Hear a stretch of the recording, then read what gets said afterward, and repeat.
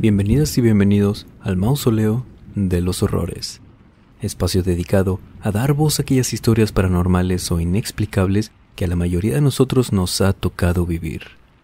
Historias en las que no sabemos exactamente qué fue lo que vimos, escuchamos o pasó, pero nunca se nos va a olvidar cómo nos hizo sentir aquella experiencia, ya sea miedo, confusión, angustia o calma. Lo que sí sabemos es que eso que sentimos fue real. Y ya que estamos aquí, permítanos acompañarlos durante cualquier actividad que estén realizando o pónganse cómodos.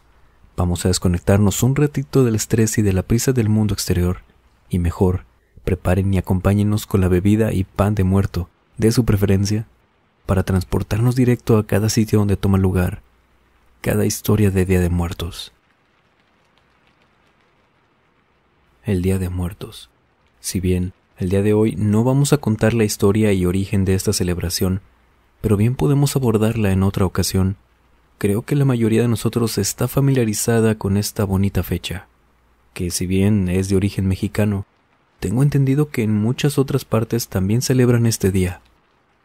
Esta ocasión donde podemos reunirnos con nuestros seres queridos que, lamentablemente, ya no están físicamente con nosotros. Familiares, amigos, parejas, mascotas, compañeros, todo ser a quienes hayamos amado o querido, es digno de recordarlo no solo este día, sino cada que podamos. El que algún ser querido haya partido de este plano, no significa que debamos olvidarlo para hacer más fácil el proceso de despedirnos de ellos. No, sino que se trata de aceptar que ya no están físicamente, repito, pero si nunca los olvidamos, nunca van a morir. Precisamente entonces, estas fechas, el Día de Muertos, es lo que nos reúne aquí el día de hoy.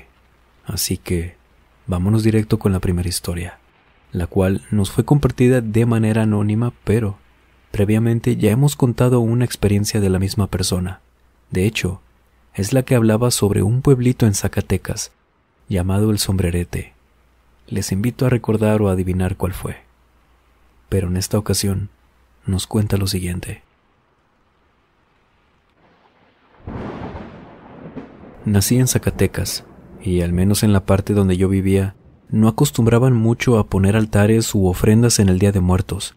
Simplemente era llevar flores el día 1 de noviembre, si eran angelitos de uno, y si no, hasta el día 2 de noviembre, se llevaban coronas y flores. Algo relativamente sencillo. Así fue mi vida. Sí sabía sobre la tradición en otras partes de México, pero no las llevábamos a cabo en mi pueblo. Pasaron los años, y cuando me casé con un capitalino, por lo que me fui a vivir a la Ciudad de México. Todas esas costumbres que tenía, bueno, el solo llevar las flores a los panteones, se hizo notar muchísimo el contraste. Lo vivas que son las festividades en mi actual ciudad, sobra decir que me gustó muchísimo. Pues otra cosa era ya poder ver en persona los altares tan variados, coloridos y tan llenos de vida que se ponían en noviembre.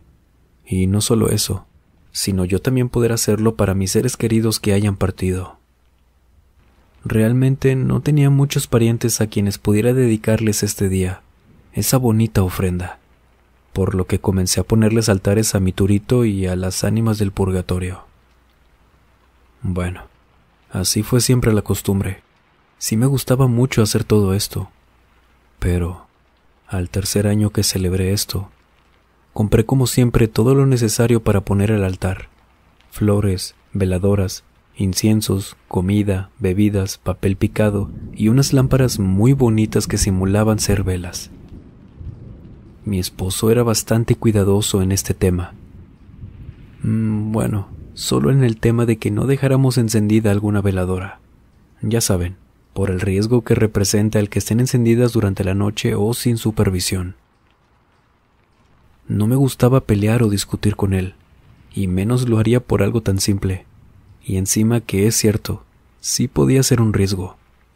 Por lo que apagaba las veladoras cuando fuera hora de dormir y solo dejaba aquellas lámparas en forma de velas que les conté. Mínimo eso. Esa misma noche nos fuimos a dormir luego de apagar todo y cerrar la casa. Subimos al segundo piso donde está nuestra recámara y nos acostamos.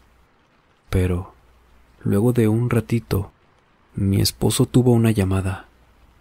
Tuvo que atender un caso urgente esa noche debido a su trabajo en el hospital, así que tuvo que salir.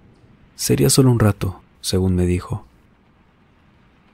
Yo me quedé sola en la habitación. Le pedí que dejara la puerta abierta de la recámara para escuchar cuando llegara, y traté en serio de quedarme despierta hasta que regresara. No por miedo a algo, simplemente quería quedarme al pendiente. Pero, luego de estar batallando en quedarme despierta viendo la televisión, el sueño me estaba ganando. Apagué todo de nuevo y dormí. Pero, a menos de un minuto creo yo, que apagué la televisión y comenzaba a quedarme dormida. En el piso de abajo de nuestra casa, comencé a escuchar muchas voces. Era como si hubiera varias gente platicando en lo que parecía ser la sala. Muchas conversaciones al mismo tiempo. ¿Que si se me hizo raro? Por supuesto. Y a pesar de que las escuchaba abajo, sin ninguna duda de que había gente platicando, no lograba entender ninguna palabra de lo que decían. Me levanté con cuidado para no hacer ruido. No es que fuera yo a hacer algún ruido que estuviera por encima del que hacían allá abajo, sino que quería descubrir primero a quienes estuvieran en el primer piso y no al revés. Salí de la habitación y me asomé por un barandal que está ubicado en el pasillo para ver hacia abajo, el cual te da una vista muy amplia de la sala desde arriba, pero justo al llegar ahí, todo quedó en silencio. No había absolutamente nadie allá abajo. Todo estaba completamente oscuro. Me tranquilizó mucho ver aquello. No me hacía sentido de todos modos que hubiera mucha gente desconocida platicando en mi sala. Por lo que rápido llegué a la conclusión de que algún vecino tuviera una reunión y el sonido fácilmente llegara a mi casa debido a lo silencioso de aquella noche. Por lo que me volví a acostar. Y de nuevo, me estaba quedando dormida cuando un movimiento, una sacudida en mi cama me despertó. Aquel movimiento fue algo hecho con insistencia para que despertara. Eso lo podría asegurar. Me senté rápido en la cama y se detuvo. Pero aquellas voces, allá abajo, de nuevo, eran muchas personas platicando, incluso ahora riendo entre ellas. Nuevamente sin entender nada de lo que decían. Y no sé si fue mi imaginación, pero ahora sonaba que había más gente que en la ocasión anterior. No supe qué hacer. Solo me cubrí con la sábana de mi cama de pies a cabeza y no pude dormir hasta que llegó mi esposo. Solo rezaba y rezaba para que no ocurriera nada. No sabía si se iban a callar o algo, pero también me asustaba que fueran a entrar a mi habitación, fuera lo que fuera. Y mientras rezaba, recordé que no había dejado las veladoras encendidas. Y también recordé que una vecina de unas cuantas casas, quien me ayudó a poner el altar por primera vez, me explicó que si hacía un altar, nunca debían faltar las veladoras, agua o comida. Nunca me explicó por qué. Y la verdad, ni recuerdo por qué no le pregunté. Creí que era solo por llevar muy bien a cabo la tradición, pero no. Ahora ya ni siquiera tenía por qué preguntarle la razón. Desde aquel día, las ofrendas y altares las pongo en mi patio. Las coloco ahí para poder dejar las veladoras encendidas sin ningún problema. Y no solo eso, sino también dedicarles mucho cariño en cada detalle que les coloco, a mis familiares y a las ánimas benditas.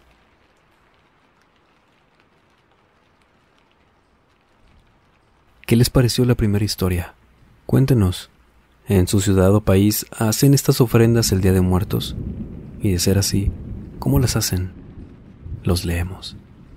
Y mientras nos escriben sobre ello, vámonos con la segunda historia de esta noche, la cual nos fue compartida de manera anónima también, lo cual les recordamos lo respetamos siempre y agradecemos la confianza que nos dan por compartir no solo estas historias, sino un cachito de su vida en este espacio. Y la historia es la siguiente. Esto me pasó en el año del 2018, en un hospital privado del municipio de Monterrey, Nuevo León, México. No diré cuál es precisamente para evitar cualquier tipo de problema, ya que mi intención no es crear algún tipo de sugestión en esas instalaciones o cualquier cosa. Pero para quienes sean de aquí, fue en un hospital de la carretera nacional. Era mi segundo año trabajando ahí.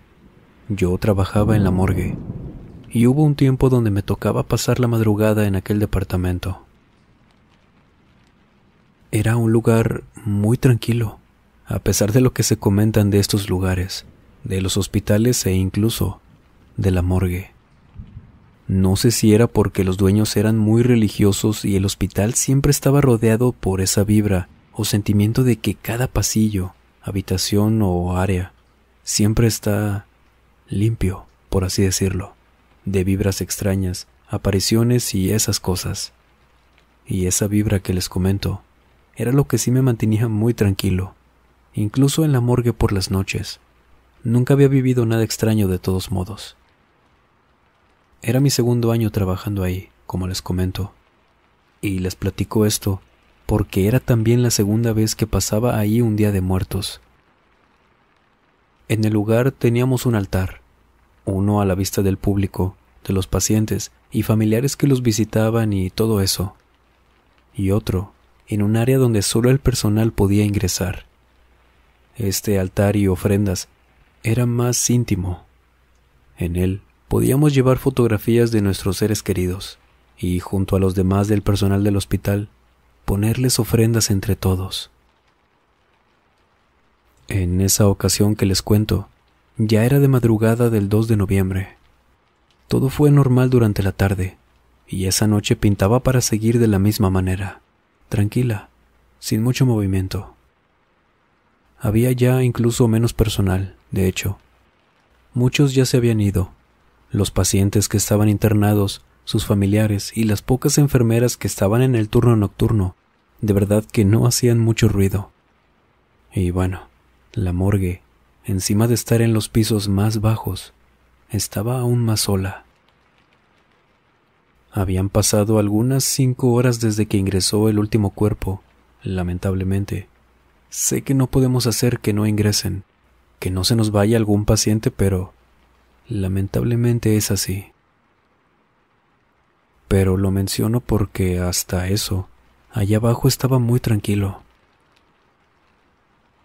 Ya solo estábamos un compañero, quien era un señor que acababa de entrar hace algunas 3 semanas apenas, una persona de 50 y tantos años quien no me caía del todo bien. Y claro, yo. Como les digo, el hospital es mucho de tener figuras, imágenes o costumbres apegadas a la religión. Vaya, sí se siente y percibe mucho. Y yo, aunque no soy muy creyente del todo, o al menos no tan apegado, nunca le he faltado el respeto a quienes crean. Pero este señor, a quien llamaremos Don Ricardo, pues no quiero mencionar tampoco su nombre real. No vaya a ser que escuche esto y sepa quién lo contó. Nunca sabemos. Él hacía comentarios, al menos a mí, ya cuando estábamos solos en la morgue, haciendo referencia siempre a que se le hacía muy ridículo que los dueños del hospital parecía que se apegaban más a Dios que a su propio personal, que tampoco le gustaba que en ocasiones incluso se pusieran de acuerdo para rezar en un cuartito donde tenían una pequeña capilla en el hospital, para el personal, vaya. Esos comentarios, que también en ocasiones hacía burla de ellos, se me hacían completamente innecesarios. Entiendo que no creas, pero a mí me ponían en una situación muy incómoda, pues tampoco quería discutir con la única persona que estaba abajo conmigo. No es que me diera miedo que se enojara o algo así, simplemente sería incómodo.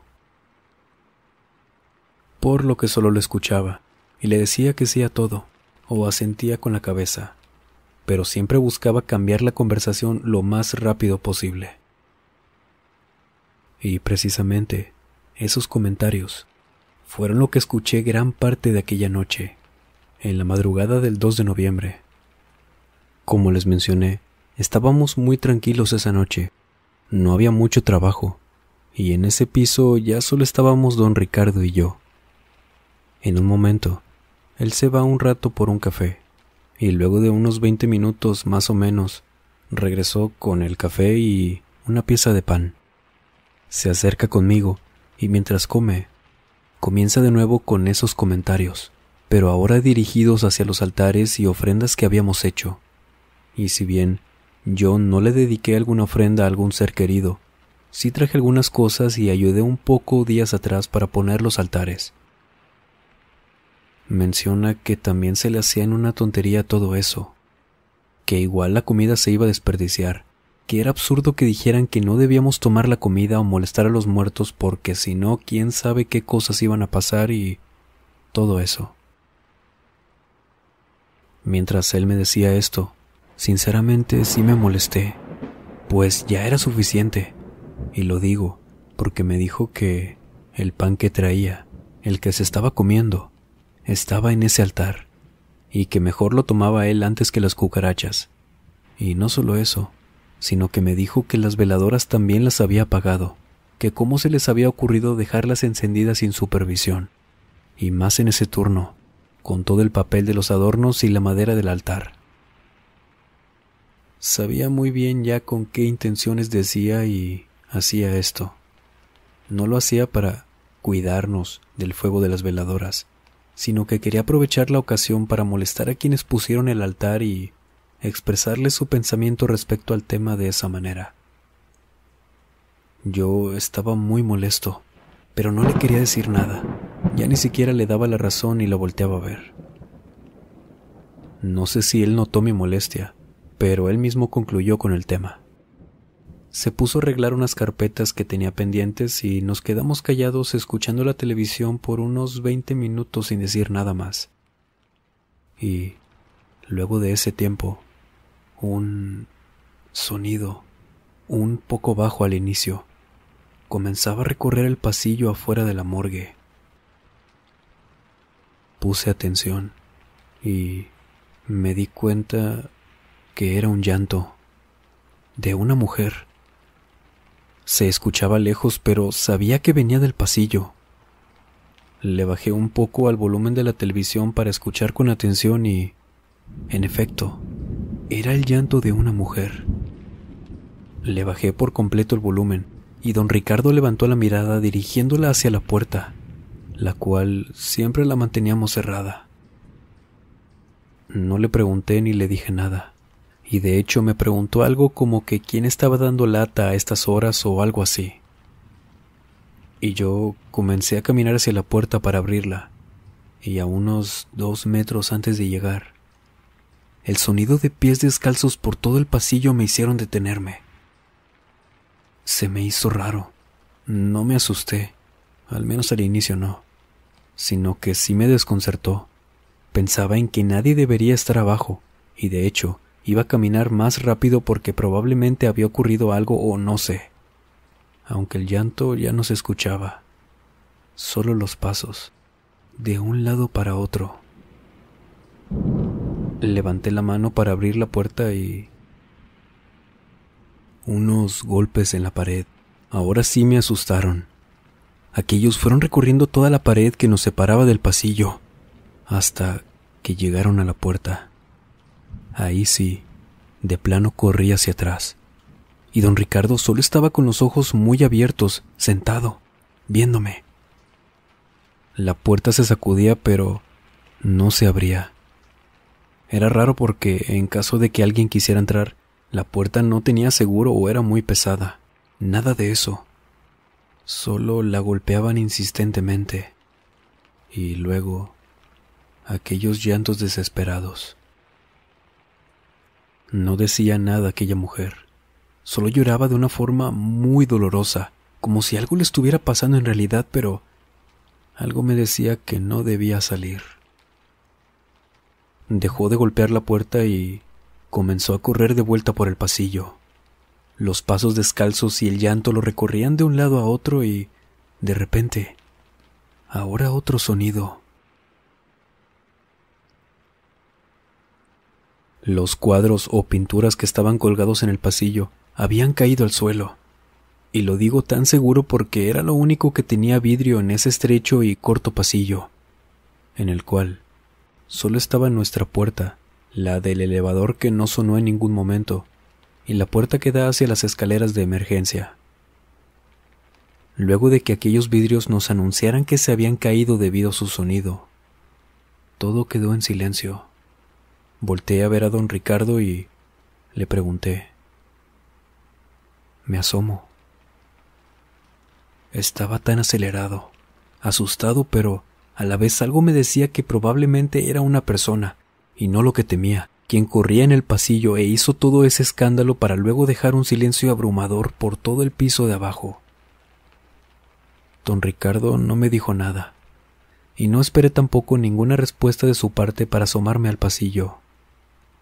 No les voy a mentir, sí me daba mucho miedo, pero debía hacerlo. Abrí la puerta, tan lento como pude, prestando atención a cualquier sonido que hubiera en el pasillo.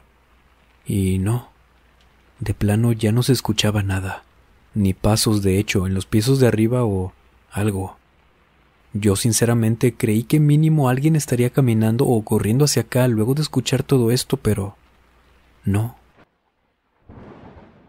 Me asomé hacia el pasillo y, en efecto, los 3 cuadros con imágenes religiosas y de un paisaje que estaban colgados estaban en el suelo, rotos, pero había algo más. Y es que en la puerta de la morgue, casi a mis pies, estaba una veladora de vidrio, también, al igual que los cuadros, rota. Le dije a don Ricardo que viniera a ver. Se levantó y vio todo conmigo. Ninguno de los dos salíamos de la morgue mientras veíamos esto. No dijo nada, y la verdad, de nada hubiera servido que dijera algo. Busqué algo para limpiar, pero no conseguí nada, por lo que subí luego de un pequeño rato para buscar a la señora de la limpieza de aquel turno. Doña Magda se llama, y le conté solo un poco de lo que había pasado. Me llevaba muy bien con ella, pero no le iba a contar todo lo que pasó, al menos no ese día o arriba donde nos pudiera escuchar alguien más. De todos modos, no sabía siquiera si había sido real lo que había pasado. Me dijo que en un momento bajaba con escoba, recogedor y un recipiente para los vidrios. Bajé yo, y a los pocos minutos escuché a doña Magda llamando a la puerta de la morgue. Salí yo. Don Ricardo se había ido al comedor, a fumar o no sé a dónde. Le conté entonces un poco a doña Magda de lo que había pasado, estando en confianza de que estábamos solos en el pasillo, y me dijo, un poco molesta, que ya le habían dicho a don Ricardo que parara con faltarle el respeto al altar, el que teníamos en el que ya le habían dicho a don Ricardo que parara con faltarle el respeto al altar que teníamos para el personal, que ella había discutido con él hace un rato porque lo vio moviendo cosas donde estaban las ofrendas. Me dijo que no me preocupara yo, que de seguro lo habían venido a visitar a él por llevarse las cosas que les habían dejado los muertitos. Luego de que terminó de recoger, me dijo que la acompañara. Llegamos al altar, pusimos otra veladora que no sé de dónde sacó, encendimos las demás que estaban apagadas y me dijo que con eso sería suficiente por esa noche.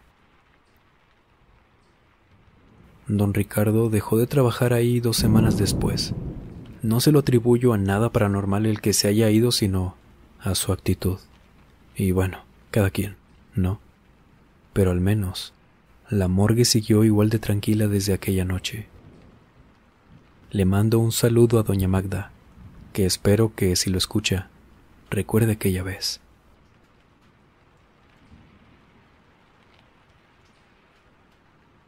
La última experiencia de esta bonita velada nos fue escrita y compartida por Fabiola Gómez. Mi abuela materna siempre nos contaba su historia. Nunca cambió algún detalle. Ella decía que todo lo que había pasado nunca se le iba a olvidar. Todo lo recuerda tal cual había sucedido. Ella siempre fue muy devota de las ánimas benditas. El 2 de noviembre, en la ofrenda, siempre les ponía algunas veladoras para esas almas perdidas en el camino a las que nadie recuerda. El relato de mi abuela se desarrolla aproximadamente en el año de 1980, en estas mismas fechas. Mi abuela fue una mujer trabajadora que sacó a sus 12 hijos adelante vendiendo de todo un poco. En esos momentos pasaba una época difícil, con muchas carencias, así que mi abuela decidió empeñar unas arracadas de oro que guardaba con muchísimo cariño, ya que se las había regalado a mi abuelo, pero no tenía de otra en aquel entonces. Pasó el tiempo, y la fecha límite para pagar lo que había empeñado estaba por vencer, y mi abuela no tenía dinero para poder recuperar las arracadas. Con aquel pesar siempre en sus pensamientos, fue a visitar a una tía para conversar, tratando de despejar su mente y disipar las preocupaciones aunque sea por un momento. Al caer la noche, y estando lejos de casa de mi abuela, junto con mi madre y algunos de sus hermanos se quedaron a dormir en la casa de la tía, quien les ofreció algunas cobijas para dormir todos en la sala. Se acomodaron y al cabo de un rato se quedaron todos dormidos. Mi abuela contaba que, mientras dormía, empezó a soñar con una mujer sumamente bella de cabello rubio y vestimenta muy elegante de la época. En el sueño, la bella mujer le decía a mi abuela que sabía de su preocupación por el dinero y que le iba a ayudar, pero que a cambio, mi abuela debía ayudarle con algo que le pediría. En el sueño mi abuela aceptó. Le preguntó a aquella mujer sobre lo que debía hacer y ella le dijo: «Mañana al bajar del camión de regreso a tu casa, verás una servilleta en el suelo. Recógela. Ahí encontrarás lo que necesitas». Después de eso mi abuela despertó, algo sobresaltada por el sueño tan extraño que había tenido. Dice que no sabe por qué se asustó cuando despertó, si no había nada raro. Aquella mujer tampoco se veía nada fuera de lo normal, pero no se le olvidaba nada de lo que había dicho aquella mujer. Recordaba claramente cada palabra. De regreso a casa, mi abuela iba con la espinita de aquel sueño, e iba viendo por todo el camino con la vista hacia el suelo, sin encontrar nada extraño. Pero, cuando bajaron del camión, mi abuela y sus hijos, exactamente al bajar, encontró, justo como lo dijo la mujer, una servilleta blanca. Parecía que envolvía algo, por lo que mi abuela la recogió rápidamente y venía justo la cantidad exacta que ella necesitaba para sacar sus arracadas del empeño. No lo podía creer. Incluso nosotros, siempre que nos lo contaba, pensábamos que era tal vez muy exagerado, pero ella dice que en ese momento estaba tan contenta que las iba a poder recuperar, y que también, en esos mismos ratos, pensó que todo había sido una simple coincidencia. Esa noche, al llegar la hora de dormir, mi abuela volvió a soñar con la mujer y ésta le dijo: «Listo, yo ya te ayudé. Ahora te toca a ti ayudarme. Lo que quiero que hagas por mí es simple. Quiero una misa en la Basílica de Guadalupe. Quiero que la mandes a hacer en nombre de Rita Brito».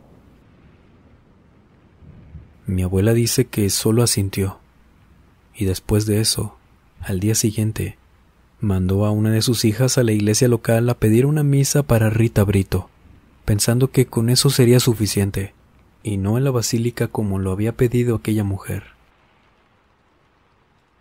Pero, por la noche, de nuevo en sus sueños, se le volvió a aparecer otra vez esa mujer y le dijo: «Yo te pedí la misa en la Basílica de Guadalupe, no en la iglesia donde la mandaste a hacer. Ven, te voy a enseñar por qué es tan importante para mí». Mi abuela contaba que La mujer la tomó de la mano y comenzaron a caminar. Al mismo tiempo que ella volteaba y se veía a ella misma dormida en su cama. Aquella mujer la llevó a un teatro, con escenarios muy bonitos, muy bellos, lujosos también, por cierto, y le dijo: yo fui una persona muy famosa y bella, tenía todo, y por culpa de un hombre del que me enamoré, lo perdí absolutamente todo también. Terminé en la cárcel y ahí morí. Nunca pude mandar a hacerle la misa que le había prometido a la Virgencita. Es por eso que necesito que me ayudes, por favor, para poder descansar. Después de esto, mi abuela dice que ahí mismo en el teatro le pidió disculpas y le dijo que le prometía que esta vez haría la misa en la basílica. Y en efecto, al día siguiente, fue ella misma a sacar la misa a nombre de Rita Brito, en la basílica, como lo prometió. Mi abuela dice que esa noche la volvió a soñar.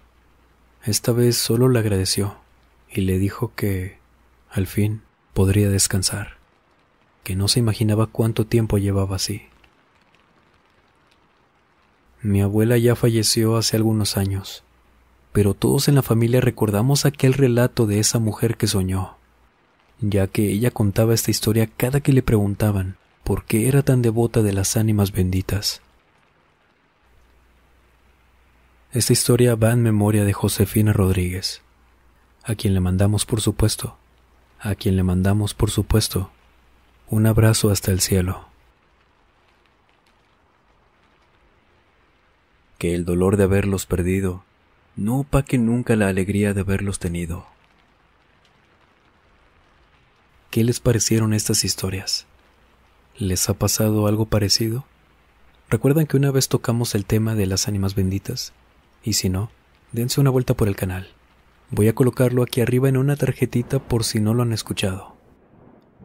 Y en caso de que hayan vivido alguna situación de este tipo, o cualquiera de índole paranormal o de terror, no duden en escribirnos a través de la página de Facebook o el correo electrónico que dejamos como siempre en la descripción o en el comentario fijado. Muchísimas gracias por acompañarnos también en el especial de Halloween. Aún no termino de contestar todos sus comentarios, pero gracias por su paciencia. Muchísimas gracias a todas las personas que han estado apoyando este trabajo que va con todo el corazón para ustedes, por suscribirse, compartirlo con sus conocidos, recomendarnos, darle like y por dedicarnos siempre palabras tan cálidas que, se los juro, las llevamos siempre con nosotros, y que esto solo incrementa la motivación para seguirle echando ganas a este proyecto que está hecho por y para ustedes. Agradecerles en cada video creo que como quieran nunca va a ser suficiente para demostrarles cuánto aprecio le tengo a todo el apoyo y cariño que le han dado a este espacio. Muchas gracias también por apoyar el segundo canal, que en unos días nos vemos por allá. Sin más por agregar, espero hayan disfrutado de estas historias. Nos vemos en el siguiente video.